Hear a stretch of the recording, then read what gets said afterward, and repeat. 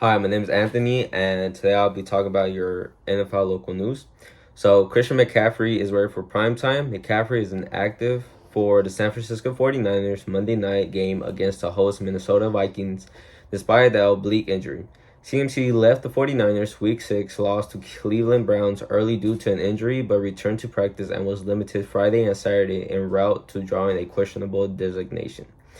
McCaffrey has been exponential so far in 2023, so having him available is likely to relieve for the Niners. It's even more crucial development considering San Francisco will be without Deebo Samuel, who was ruled out Saturday with a shoulder injury, and left tackle Trent Williams.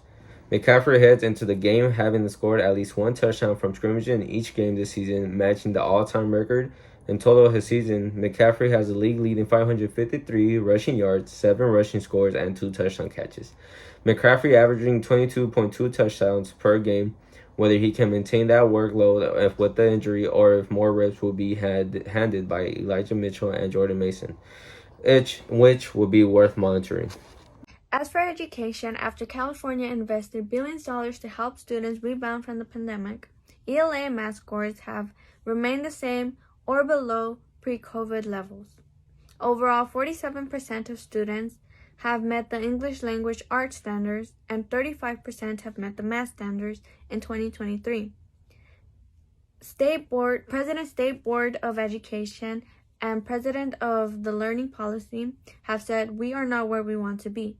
And this is because from the pandemic till now, the academic scores haven't rose as they expected. While as for absence, in 2021 through 2022, 30% of students have been constantly absent, but in 2022 through 2023, it dropped to 25%. It's something that the California Department of Education is proud of. Hello, my name is Andres, and my first topic will be about last Saturday's UFC 294. Johnny Walker versus Ankalaev ends in a no contest being stopped due to a controversial doctor stoppage from an illegal knee from Ankalaev. Then, for the co-main event, Khamzat wins a majority decision over Kamaru Usman, but no one gets dropped or hurt in the fight. Lastly, Islam Makhachev versus Alexander Volkanovski for the main event. Everyone thought this would be a war like their first fight. Instead, Islam manages to get the first round KO due to a devastating... I'm Jose. Today I'm going to be talking about the Palestinian-Israel war. The main obstacles to peace in the Israel-Palestine conflict include differing claims to land, security concerns, the status of Jerusalem, the right of return for Palestine refugees, and the establishment of sovereign Palestinian states. Additionally, there are challenges related to settlement, borders, water, resources, and the overall political will for lasting resolution. It's a complex situation with many factors that need to be addressed for sessional peace agreement. The Israel-Palestine conflict has been marked for ongoing tensions, intermittent violence, and occasional military clashes. The central issues resolve around territorial disputes, control of Jerusalem, Palestine statehood, and the status of Palestine refugees. These tensions have led to recurring flare-ups in the form of conflicts and wars, with episodes of violence erupting between Israel and the Palestinian factions in Gaza, most notable Hamas. International efforts to broker lasting peace and address to the underlying grievances continue, but the conflict remains a persistent and deeply immersed issue in the region. So for my second topic, I'll be talking about the Lewiston mass shooting event. And Maine State Police confirmed that there is an active shooter situation, adding they are investigating 2 locations in Lewiston. Officials have identified the 2 locations as Spare Time Bowling Alley on Illinois Way and Skimmage's Pole Hall on Lincoln Street. At this time, law enforcement agencies are urging people to stay inside and lock their doors. The city of Lewiston has issued a shelter in place. The country reports a suspect is still at large. Authorities have released an image of a person asking for help and identification. Multiple law enforcement agencies are investigating 2 active shooter events in the city of Lewiston.